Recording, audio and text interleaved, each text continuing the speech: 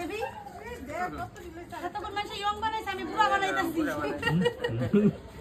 কি অবস্থা বুড়া বানাইছে 80 বছরের বুড়ি বঞ্চ